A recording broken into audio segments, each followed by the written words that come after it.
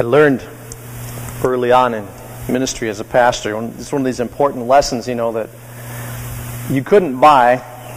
No one could really explain it to you, especially if you're a knucklehead like me. I would never have heard it. But you really need to be careful what you ask for, because you just might get it. One of the jobs I had as a pastor in my first churches was at that time, to do the Bible studies for the women of the church. The ladies' Bible study. Now, they all go by different names. Here it would be GLCW, right? Yeah, okay.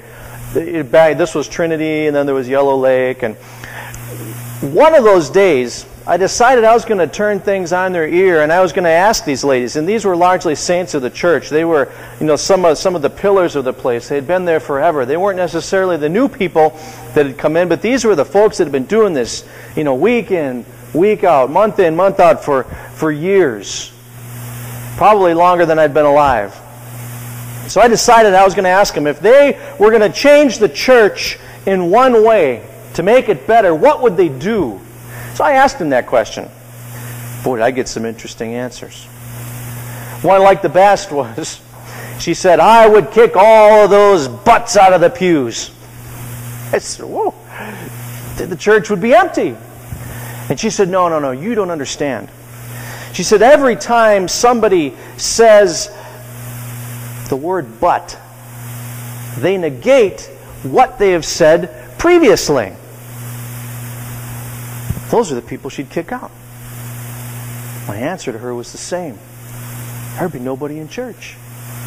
She goes, oh, so be it. Okay, well, so be it. Think about that. I love to come to church, but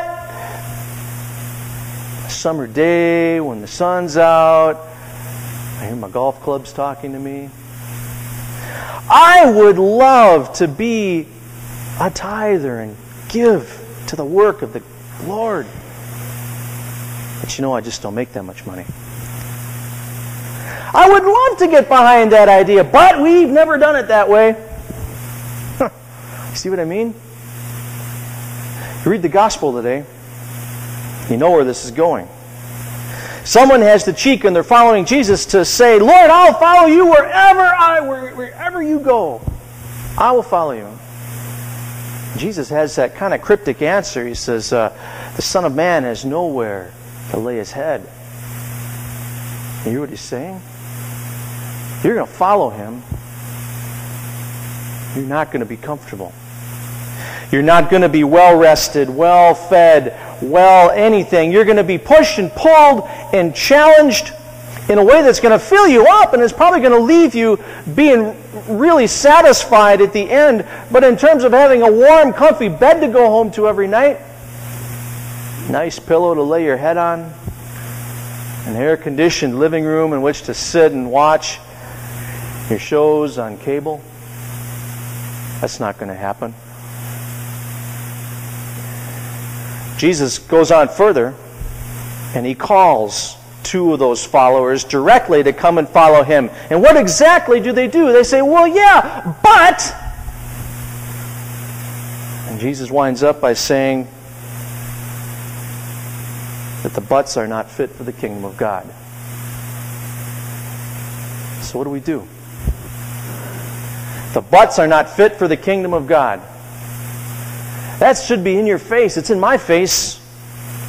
You and I are not fit for the kingdom of God. Because we're not willing to do what Christ wants us to do, to follow him with our all. To give generously of our time and our treasure. To use our talents in this place to build this kingdom. Why, we're not even willing to recognize Christ in our midst. Well, that ought to get some of the righteous ones in here up in arms. What do you mean? The story in Luke today starts out. Jesus has his face set to go to Jerusalem. You know what that means, don't you? It means he's got his mind and his eyes are fixed on the purpose. He is headed to Jerusalem, and they happen to stop off in this town. And this little town has welcomed them. I had that experience. I was up at the lake this past week. In fact, a week ago today. I was going to go to church, but, you know. Yeah. My boasting about walleyes, I didn't see one walleye.